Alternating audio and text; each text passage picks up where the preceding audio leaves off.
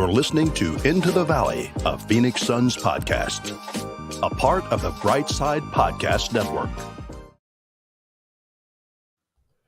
Welcome, everybody, Into the Valley, a Phoenix Suns podcast. I am Ethan Schutt, joined by Philip Russell, and we are here to eat crow, admit we're wrong, go ahead and lean into that real early as the Suns are eliminated from the playoffs. Season is over as they drop Game 7, 123-90, and if we're being quite honest, it could have and should have been a whole lot worse. Philip, before we get into Game 7, before we get into the season as a whole, the offseason, what comes next, the big, scary cloud of unknown that is in front of us, what are your first thoughts after watching Game 7? Because, man, I had a lot. I asked for this title of the episode because I feel like I was the most wrong of anybody after Game 1 and then after Game 2 and even after Game 3, and I was still feeling myself even after Game 4. I said I was not worried about the Dallas Mavericks.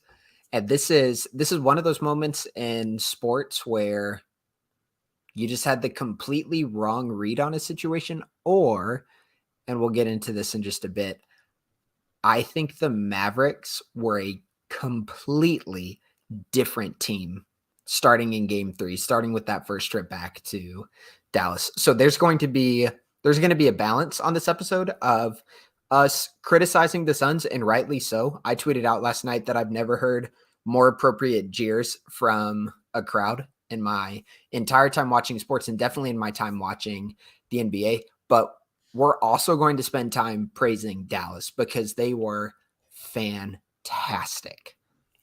And I want to go ahead and open this with, I personally am going to do my best to remember that this is a Suns podcast and we're here to talk about the Suns and not just complain about the Suns. And sometimes that means that we have to talk positively about others when others deserve positivity. And with that, let's go ahead and scare whoever's listening away real quick. Let's talk about what the Mavericks did right. We already talked about us being wrong. I think there's plenty of things on the Suns side that we should talk about and will talk about.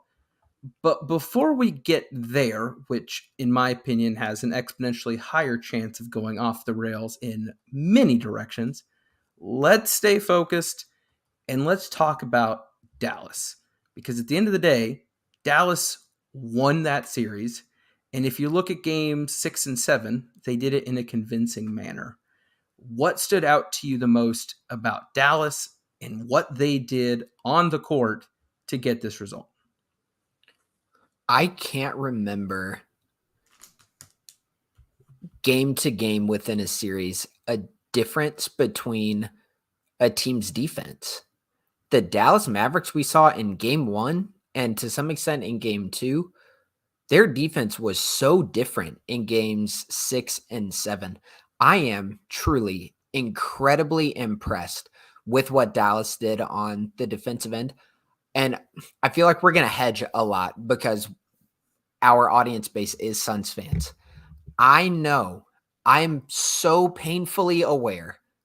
I was very invested in the game last night. I'm particularly aware of how poorly the Suns played last night. A big reason for that was because the Mavericks defense punched them square in the nose at the very beginning of the game and did not let up the entire first half and for the first stretch of the third quarter. The blitzing of Devin Booker, the helping and then the recovery back to shooters, blitzing Booker and then in scrambling then to get back and then fronting Booker so that if the ball was coming back to Devin Booker, he was getting it out by half court, which means even if he drives off of that, they have time to help again off of him. So much was good. Jason Kidd did an exceptional job. Everything was so hard for the Phoenix Suns last night in the first quarter and the second quarter that they couldn't get anything going. And again, I know some of the Suns had off nights, but the Mavericks played the Suns brilliantly. And you already made mention Jason Kidd, and credit to him for making those adjustments. But man, it's incredible to see a team take those adjustments and execute them so well in such a short amount of time. Like every game was a 1-day break until going into game 7. And unfortunately, I think we wanted the Suns to get that day of rest that looked very, very needed. But if anything, it looks like the Mavs just had a day to get incredibly rested and amped to attack Booker like an absolute maniac. Like it was really impressive. And I think you made the point already as well. But the shift in team that we watched from Dallas after game 1 and 2 to what we saw later was, oh man, pretty stinking annoying. Romeo there in the chat already talking about it. That's that pressure on Booker. That was a lot. Like it looked like it crumbled everything else, and you just don't think it should be able, like that pressure, the blitzes, the hedges, the whatever. Like I don't feel like that should be able to single-handedly crush your offense, but it looks like that was pretty much the result. Like they just didn't know what to do because of the follow-up to that. When you blitz someone, and David at the 4-point play did a great job talking about this yesterday on Twitter. He said the team that controls the middle of the floor was going to win game 7. When you blitz someone like Devin Booker, what you open up is the area like right at the top of the key, kind of at the college 3-point line, right at the free throw line. But the Mavericks, even when they blitzed Booker, they were doing it so high, or they had such big, tall wings that pass then to the middle of the floor just wasn't there. And that's where their other help defenders were going. So that if Booker was going to make a pass, it was going to have to be some cross-court pass or just back up the floor to another guard, CP3, or Mikhail, someone who would be more at the top of the key or closer to half court. They pressured and blitzed and then helped off of their blitz perfectly at the beginning of the game. It was a masterclass defensively. I also want to touch, I know we can talk more about their defense. I know eventually we'll talk about the Suns offense and cover it again. We also got to give credit to the Mavs on offense. One of those things in a series like this, you got to hit the shots that are open. And boy, did they. They had some massive performances. The final point total for their big three, which is just stupid here. Luka with 35, Dinwiddie with 30. Once again, that is Dinwiddie, the guy who looked like he couldn't score for half the series, with 30, and Brunson with 24. And you look at guys like Bullock or Finney-Smith, and you think, well, those are guys that can be kind of the game changers. They get hot from 3, even a Kleba maybe. Finney-Smith was 1 of 4. Bullock was 1 of 4. Kleba was 1 of 1. So these dudes that you think are going to crush you, those X factor types that if they get going, and we saw it earlier in the series, right? Like it can happen, but that wasn't it tonight. It was the guards, and it was running sets. It was ISO ball. It was honestly whatever they wanted it to be. And those 3 dudes got the lead going early. I mean, let's be real here. Luka could not have had a better start.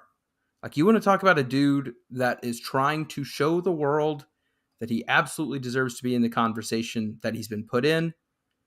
Brother, it was laughable. That start was laughable. He was phenomenal.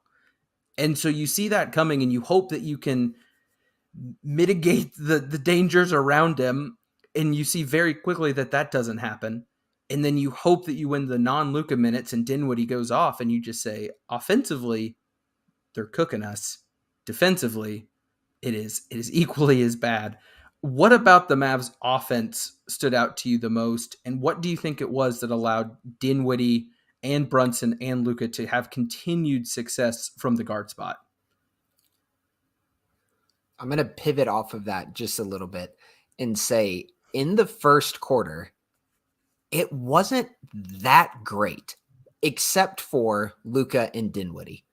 Luka and Dinwiddie were great in the first quarter. They combined for 8 of 11 and 4 of 7 from 3. But overall, the Mavericks had a 10-point lead after the first quarter, shooting 47 from the field, 47.5% from the field, and then 5 of 14 from 3, which is their season average.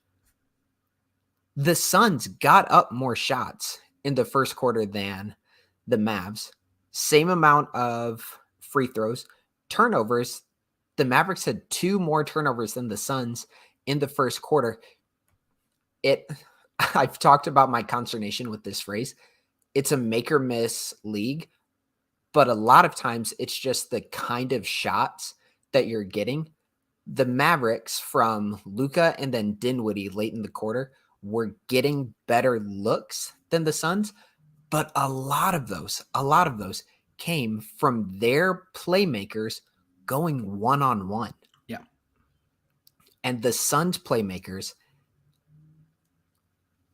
didn't go one-on-one and this is probably the part that hurts the most, didn't look particularly interested in going one-on-one with anybody last night. And we'll probably get into that in just a few minutes. I keep having to pump the brakes on myself whenever you say a lot of this. But no, I think they had shot creators, and they had multiple of them. And they had guys that could create space for themselves. And they took full advantage of it by hunting matchups over and over. But it's different when it's not just one guy hunting a matchup. It's 3 dudes that can all work within the normal rotations, within the normal sets. And then when they see they've got it, then it's just a pass the ball. It's not 15 seconds of pick and rolls and switches. And here's the other thing. If you're a secondary or tertiary playmaker on the Mavericks, if you're a Dinwiddie, a Bertans, a Kleba, one of the things that you're going to look for is how well is Luka playing? How well is Luka playing? And when Luka goes 8 points within a minute last night, that's going to settle everybody else down, and it opens up the floor because Luka then is going to have an incredible amount of focus on himself. Everybody else settles in after Luka rattles off 8 points in a row, and you could tell Luka was feeling himself. If you want a play to show how the Suns were the antithesis of that, the exact opposite of that, think about Chris Paul's first shot. They ran a normal set. I can't remember if it was snap or just a straight up pick and roll, but CP got wide open at the elbow, wide open, and he clanked it. And he missed the shot. And it felt like in that moment, everything about the Suns tensed up and everything with the Mavs was more free flowing. And that play did not make a difference last night, but that play exemplifies the difference between the two teams. Luka, Dinwiddie, Brunson going one-on-one, attacking the Suns defense.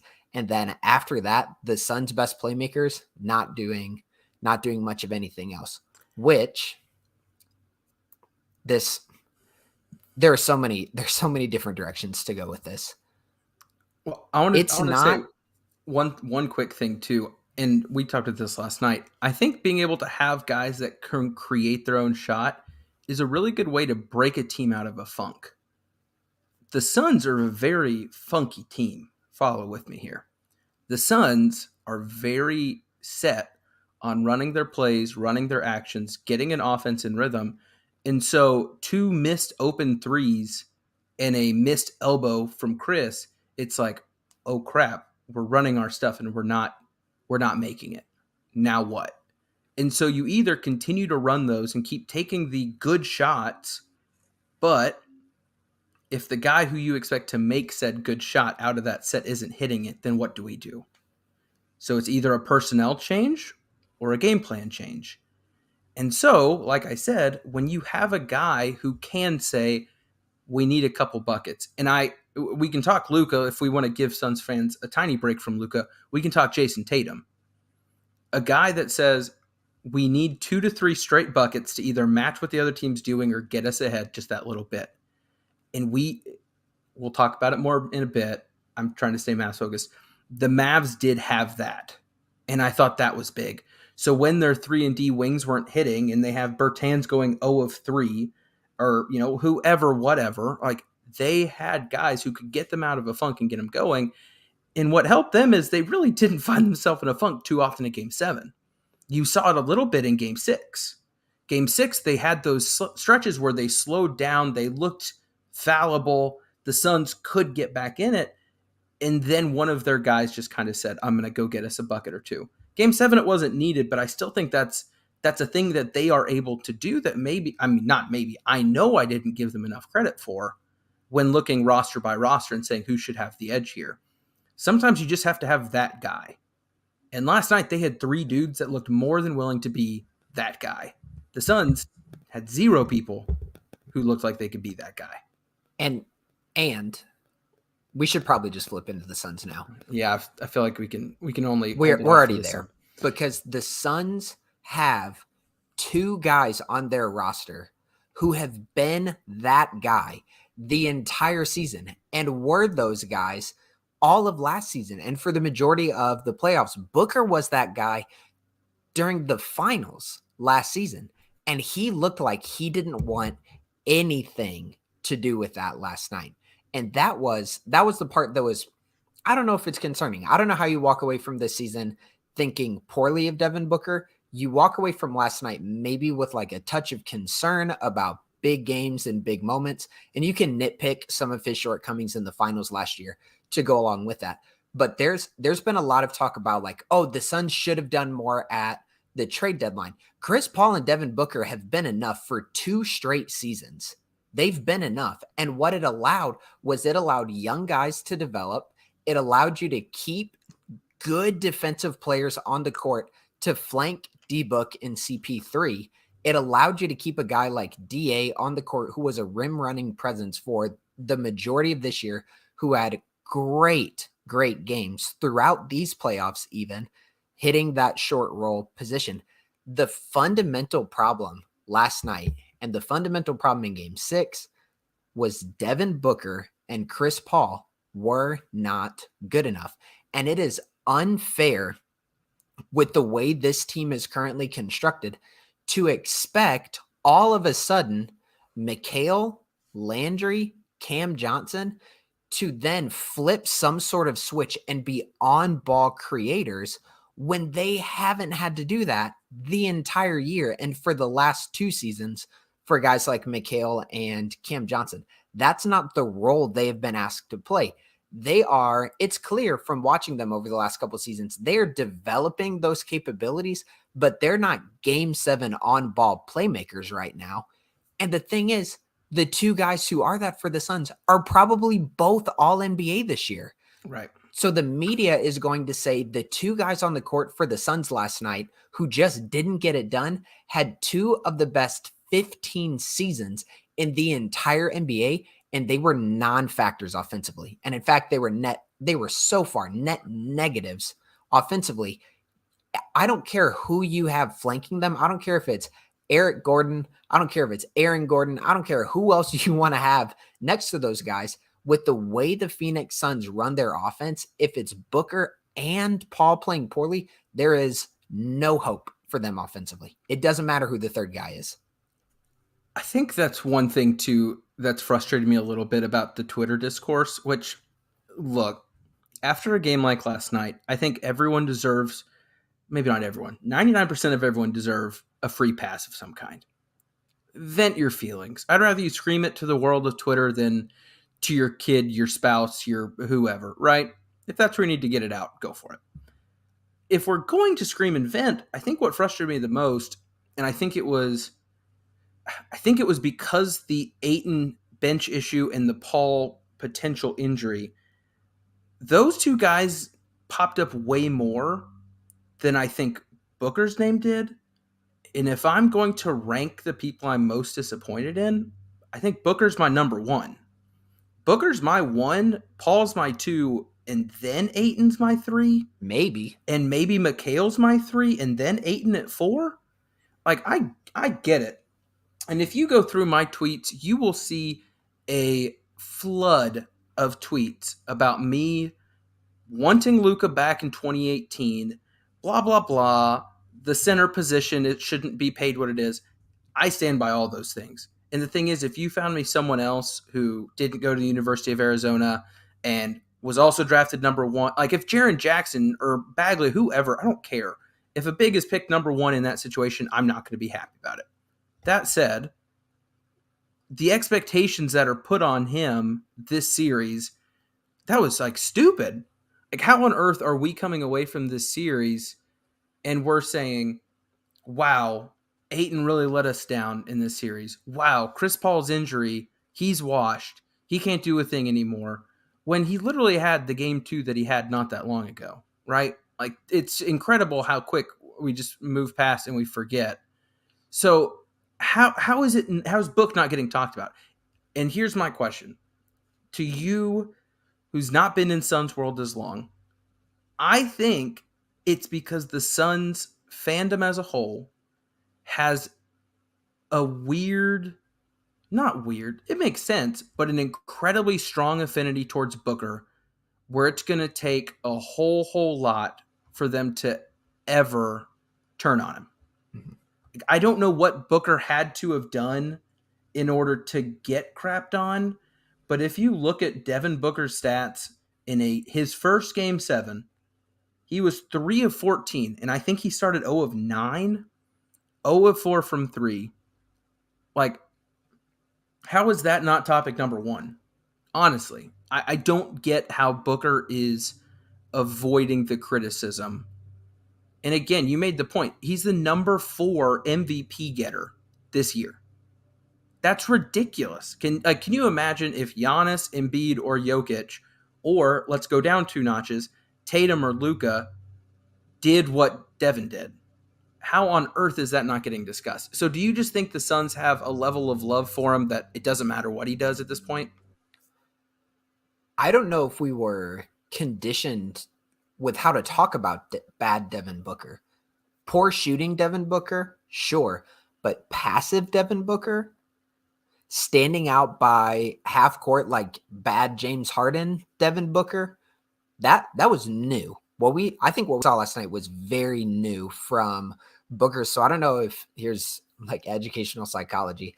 I don't know if we had the schema to discuss that as a collective group of fans. I mean, you can list off all the things that Booker did poorly last night. He didn't shoot well. He didn't pass well. And then he was passive. He didn't just get the ball and try to make something happen during large stretches of the game where the game was getting out of control. So he was just awful. And here's my thing. And this is where I've been a little bit different than maybe you and Ryan and definitely some other Suns content creators. I deep down have always worried that the Suns' lack of a superstar, would come back to bite them at some point. See the finals last year. Giannis, just a different level of player than Devin Booker. The first 2 games of this series, with the way Booker was playing defensively, and then with what he and Chris Paul were doing to Luka on the offensive end, I was ready, and I think I said it on a podcast, I was ready to have a discussion about, is Booker's offensive ability plus his really good defense, is that enough to make up for how bad Luka is one-on-one on the defensive end? And that take, just by nature of a couple bad games, looks so bad right now. And I just wasn't ready for how passive he looked and really kind of how helpless he looked out on the court at times last night in Game 7. Are the Suns now in the camp of like the 2014 Atlanta Hawks? The 1 seed with 60 wins who gets swept out of the playoffs. I just want to get a little perspective here from a general NBA fan's perspective, because that's something I'm struggling with. How embarrassing is this result?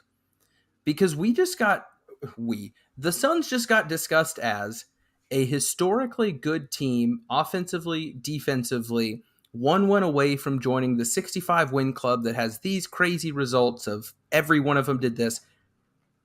As a man who's watched the NBA for a while, how embarrassing should the Suns, the players, the coach, the GM, the organization, not the fans, the team, how should the team feel about this result? Different analogy. I wonder if they're like the Toronto Raptors teams, where you add DeMar DeRozan, Kyle Lowry, certified, unquestionable, good/great NBA players. No doubt about it. But not quite good enough to get over the hump. That's where I would fall more than just saying the 14 Atlanta Hawks. I mean, who do you remember from the 14 Atlanta Hawks besides Al Horford, Jeff Teague, Kyle Korver, Jeff Teague, right? So Carroll, maybe. I mean, yeah, I think isn't that the team that they jokingly gave like 5 All-Stars to? Yeah, wasn't it? But you didn't have a Booker or a CP3 on those teams. DeMar DeRozan and Kyle Lowry, especially 5 years ago, those are household names with marginal basketball fans. So I think that might be a little bit better of a comp where you looked at them and you said, they're always going to be a good team. But how do we get from a good team to a really great team? And I think the expectations is what was killer this year. The Suns, by every metric, were a historically great team. They were historic with their offense, with their defense, as you've just mentioned. They just ran into someone similarly to how they did last year in the finals. They ran into a generational talent who just kind of put them in their place and reminded them of the pecking order in the NBA right now. Again, just to reiterate this, I was ready and I was expecting Devin Booker to put his name in the conversation as like a top 10 player in the league. And you had a top 5 guy on the Mavericks who went, nah. I think that's one thing too. When you look at that Hawks team, they didn't get beaten by some buzzsaw type. Like they got swept as the 1 seed, and they just, it is what it is. You look at that Raptors team, they were stuck in a LeBron world, and that was very unfair. And I think this is what's going to make it really hard for Suns fans if you're trying to judge your embarrassment or your disappointment. If you've been so busy talking about Luka being a trash can and that he's overrated, this loss is a whole lot worse. I think if you take a step back and realize what he is, it makes it make a little bit more sense. Now, how bad the Suns played absolutely falls into this. We saw plenty of great teams run into the buzzsaw of LeBron plus, and they played out of their minds and still lost. That's not what we saw. We did not see the Suns play out of their minds. Even in their wins, aside from one, but still that was just it looks more like an outlier now than anything. They got, the stats prove it. They were not the better team who got unlucky. And so either the Mavs are very well coached, which I know some Suns fans don't want to say that, and have a very, very, very good player who can single-handedly win you a series. Some Suns fans don't want to say that. And I think part of it goes back to a similar discourse as what I saw on Twitter today. A lot of people wanted to hate on absolutely everything Patrick Beverley said because it's Patrick Beverley. No matter how much truth is in there, we hate Patrick, so we hate his takes. I think a lot of Suns fans hate everything Luka because Luka is the villain to Ayton in the Ayton conversation, and thus we can't look at facts within an argument. We're all in or we're nothing, right? And I think that's what's going to hurt Suns fans. If you can't realize how good Luka is, this series is going to hurt a whole lot more. And personally, that's what gave me some bit of solace last year after the finals, was just saying, Giannis is that guy. He is going to be remembered in 20 years as that guy. The Suns took that guy to Game 6 in the first year with a new duo and a very young team. I'm okay with that. And I think that's what kills me and what makes this one hurt so much worse is because we had been conditioned to think that the Suns were that guy. because of all of their guys, because of their depth. And one thing, again, and this is kind of where I go with the Hawks won 60 games in the regular season is because their team was deep with talent. They did not have a 5-man rotation that was just underwhelming. And so all year we talked about the Suns having so much depth, and we have the big depth. And yeah, it kind of flipped. Now it's like, well, where's our point guard depth? But hey, we'll worry about that later, right? Like, we're so deep, we have so much talent. But what happens when you get to the playoffs? Philip, how many guys are usually in a playoff rotation? 7 or 8. Right. So what's guy number possibly 8, 9, or 10 doing to impact the playoffs other than helping you get your good seed in the regular season? Yeah, they're stopgaps. Right. Stopgaps to fill up a few minutes. And so, again, being willing to agree with some things and disagree with others, I got very tired of Eric Gordon's name on my timeline after the Game 6 loss and Game 7 loss. As if, James Jones, this is on you. You make this one trade, which, again, who knew if they were even interested or if we had anything they wanted? But still, it's this, well, if we had that, it fixes it. Great. I understand the logic of saying, yes, if you get an Eric Gordon, he is definitely in your 1 through 7, and thus you have someone that makes an impact. Great. You're also kicking someone out of your 1 through 7, so that changes things. And also, if you look at this series and you look at what happened last night in Game 6, and you think that the only reason they lost was because they didn't have a shot creator, who, by the way, is not on the level remotely of a Booker or a Paul. And I don't understand how Eric Gordon is somehow like this top 10 shot creator that everyone has just forgotten about. But like, the Suns were bad. They were bad. Like, bad. Offense, defense, mentality, attitude. Yeah, we're at the venting session now. Like, that's what I don't get. They were so bad after spending however many months proving to us that not only that they were good, that we should trust them. Something Suns fans have a really hard time doing. What is it? What do you think of how does this team, a 64-win team who won while players were injured, who toughed things out, who developed and grew and had young players step up, what do you think happened? And do you think a lot more of this is mentality, attitude, stuff between the ears than actual on-court talent? It's so easy. It's so easy. Chris Paul and Devin Booker were awful. There's no fix to that. There's no fix to both of your primary ball handlers being hot garbage in a Game 7. There's no fix. None. What does Mikal do? What does Mikal do when both of the primary ball handlers can't get anything going? What is DA supposed to do when those two guys are completely broke? Like, there's no grand analysis to be done about their offensive game plan that doesn't begin with Booker and CP3 did not play up to the level that they needed to. And we said it after Game 5, maybe Game 6. The Suns can survive a subpar Chris Paul game. The Suns can survive a subpar Devin Booker game. The Suns could never in the playoffs survive both of those guys playing below normal expectations. And that's what they did last night. And again, with the way the roster's constructed, with the way this roster would look any way you cut it, with Devin Booker and Chris Paul at the helm, there is nothing to do when they are that bad.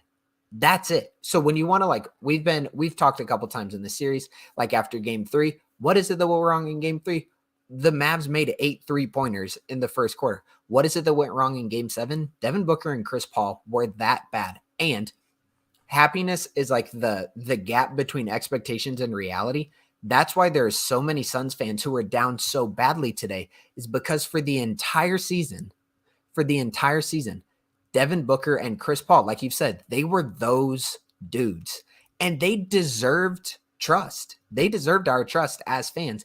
They deserved us walking into a Game 7 being, look at their clutch stats. when games matter most, these guys have delivered. This team as a whole has delivered, and it just wasn't there last night from their two players. And that's what went wrong with the Suns. So like we can go into all of these hypotheticals about who should have been on the court and who should have been on the team and what the front office should have done. Devin Booker and Chris Paul should have played better. And if that's not where the conversation starts, then it's a fruitless conversation because it's an ignoring the facts that are right in front of our faces. I agree. And that's something too, when people want to talk about DA or Mikal or Cam or whatever, like the success that we have come to expect out of them cannot be viewed in a bubble. It is silly to think that those guys do that in any environment, no matter what. Those guys do that because of what is created and set up for them by Paul and Booker and their play and the gravity they bring and the attention they bring. And then the other players take advantage of it. So it's stupid to think that Ayton is going to put up 28 shots and score 40 points because he's taller than the other team. And yeah, Mikal was uncharacteristically bad offensively. Like, that does need to be said. Cam Johnson still hit his shots. Slander hit his shots in Game 7. But at the end of the day, the game is over. So now we move on to our offseason to-do list. And Philip, I'm going to let you start this so that I don't get us way out there to begin. What are you looking at now that the season's over? All right, so listeners, here's what we're going to do. This is what the Suns will address in the offseason, and we're going to try to keep ourselves reeled in and not actually discuss it. Like, we need some content for over the summer. So we are developing a list. We are not going in depth into these discussions. The biggest one. What do you do with DA? What do you do with DA? I think whatever happened last night on the bench, emotions are running high. He wasn't getting a lot of touches. He wasn't playing as well as we might be accustomed to. He also wasn't getting up any shots. He wasn't getting the ball in good places last night. I think cooler heads will prevail in that situation. Emotions running high in a Game 7. But that's to-do list number one. What do you do with DeAndre Ayton and his contract? Yeah, that's going to be a fun conversation. Yep. What else is on the list, though? So Twitter, we don't get bogged down by DA. Twitter's already flowing with it. I think question 2 is addressing something that I think is popping up on Twitter, and you've mentioned it yourself. If the Suns want to stay contenders, which if you listen to Bill Simmons today, he believes that the championship window is officially closed. So that makes you feel good at night. Do the Suns need another that guy? Potentially, sorry, Booker and Paul, a real that guy. I think if you look at every team left in the playoffs right now, you can clearly point to that guy. Jimmy Butler is that guy. Steph Curry is that guy. Luka is very much that guy. Jason Tatum is that guy. That is the type of guy that I think you need to compete for a championship. Do the Suns need to bring in something else? I believe in that stratosphere. So maybe who that could be, because I think there's a few potential options. I think it probably ties into DA. But do you think that's worth talking about, or do you think that's pie in the sky type of stuff? No, and what you're essentially getting at is, do the Suns have a trade that they can make with expiring deals? And then what we'll be digging into is who are some of the reasonable names on the list who you could get for guys like Jay Crowder, Dario Saric, Cam Payne.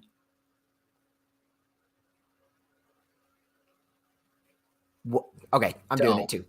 They have to address the backup point guard slot as well. I thought you were about to say Cam Johnson gets traded. I was about to kill you. No. So I think Cam Johnson is perfect because you can move Jay Crowder. I think I would be comfortable with the Suns moving Jay Crowder this offseason and bumping Cam Johnson into his starting spot, or keeping him as a sixth man and bringing in a starting caliber player to flank CP and Devin Booker. So here's what we have. DA, we got to figure it out.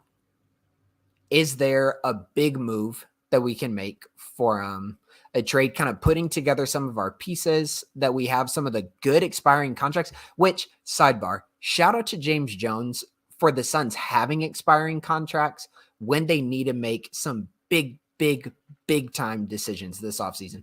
Those like $8 to $12 million a year contracts are pristine. Think Landry, Jay, Dario. Those are really helpful contracts to have. And then you got to figure out the backup point guard position. Got to figure it out.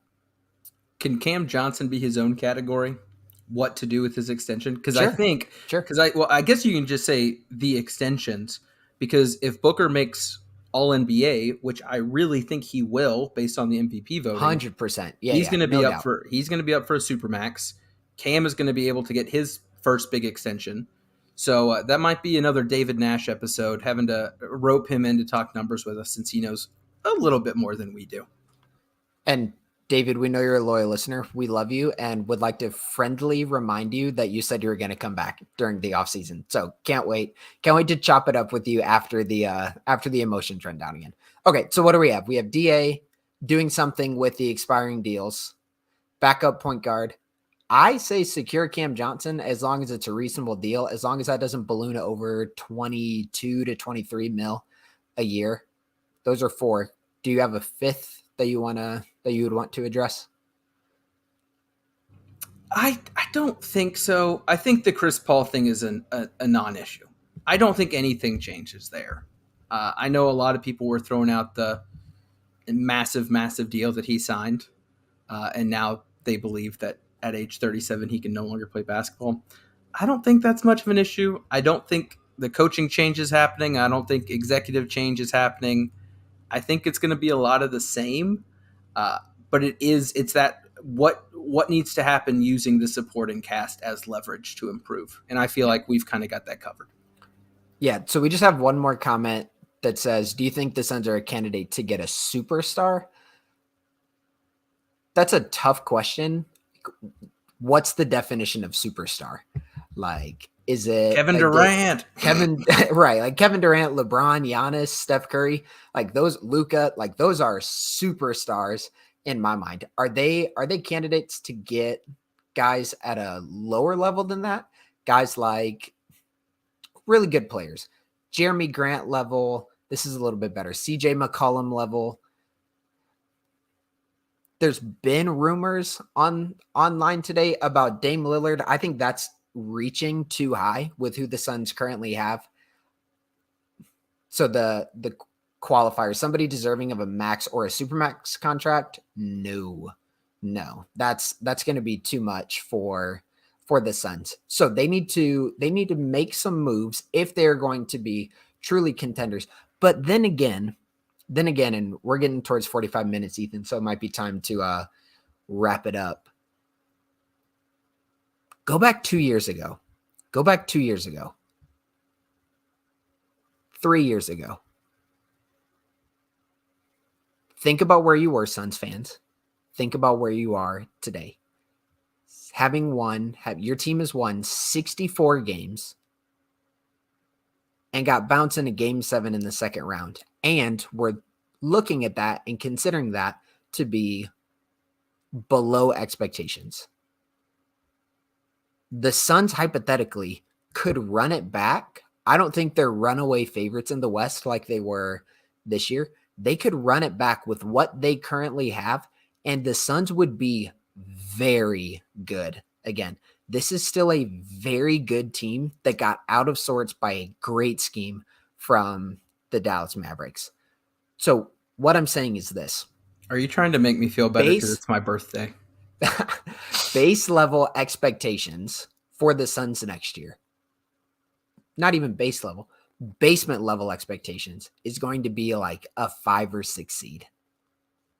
A 5 or 6 seed. The West is going to be really good again. But again, get some perspective and say going from NBA Finals to easily the best team in the league this regular season. And next season, you're going to walk in and probably have expectations of at least getting to the second round of the playoffs again. The Suns are still in an okay position as a franchise. The question becomes, are they in a position to just blaze a path to the NBA Finals? No, but there is no team in the West right now that's in a position to just blaze a path to the finals. It doesn't matter who it is because the West is going to be that stacked, and the West is in part stacked because there is a great team in Phoenix, Arizona. Yeah. Thanks, buddy. No problem. And here's the deal, listeners. We're going to be back next Monday, at least, with a season postmortem. And after that is when we're going to start doing some research. We're going to start doing some reading and thinking, and we'll figure out how we want to approach the offseason and how we can constructively dig into some of these questions that we've brought up. So at the end of the day, here's my last little bit. Number one, shout out to the Mavericks. They were so good. The defense was awesome. That audio assist that TNT had with J Kidd, I mean, that man was coaching from the sidelines. That was really cool to see. Their defensive schemes were great. Luka was transcendent in the first half. Shout out to the Mavericks. Number two, the Suns are still in an okay position, but if we want to keep the same level of expectations that we have right now for the Suns moving forward, there are going to be 4 to 6 or 7 things on the offseason to-do list, and that's what we'll get to in the coming weeks.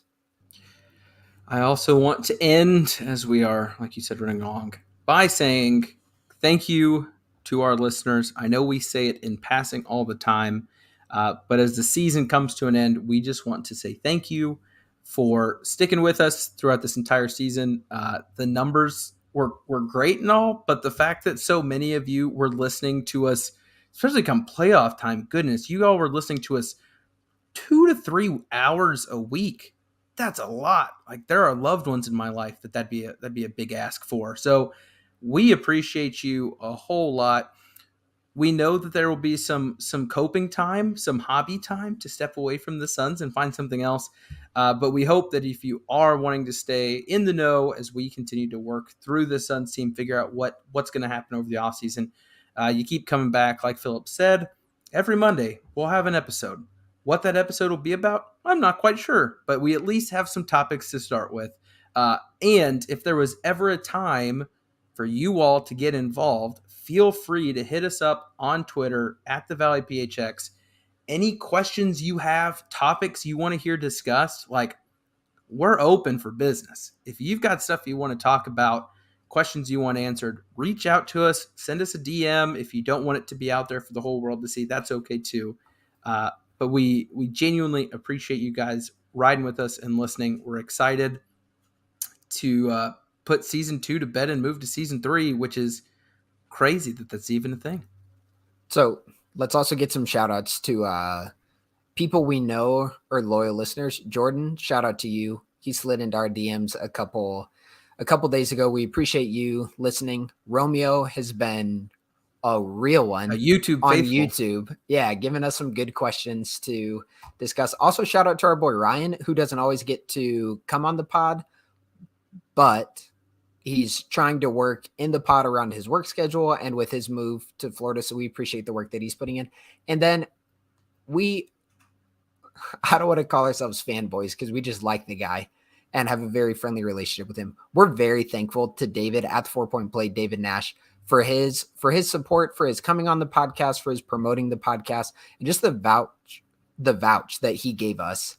It means a lot as guys who are relatively new to podcasting to get support from people who are well established with podcasts. And I don't know if they've done it publicly, but I know privately, Mike and Sam, the guys at the Timeline, have done so as well. So to some of those OGs who are long-term Phoenix Suns podcasts who have supported us, who have encouraged us this season, we're really appreciative of that as well. And then most of all, thank you again to those who listen, those who watch and get to see our bright and shining faces.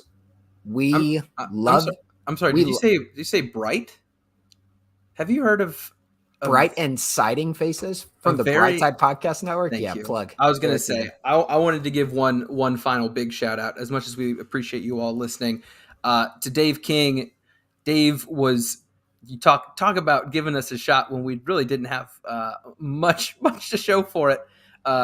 Dave King has been a massive supporter and helper getting this to where it is. And all the while, folks like him and Gerald and Kellen and Espo and Dwayne, and I mean, you could list a bunch. There are a lot of people who put a lot of time and effort and love into covering the Suns and putting content out there for people like myself. When I was growing up in Kentucky as the only Suns fan I knew, and listening to the Solar Panel was the only Suns content I got outside of Twitter. So it is cool being able to help provide some of that to you guys. And I have a pretty good idea of what this is about to be. But Philip, is there anything you'd like to say before we end the episode? Go Suns. And for the OG listeners, I am stamping it right now. Our next episode will be the return of your favorite segment. Our next episode will include highs, lows, and just so you knows from this season in Phoenix Suns basketball. Go Suns. Yes, I love it. For Philip Russell, I am Ethan Shutt. Thank you all once again. This is Into the Valley Phoenix Suns podcast. We out.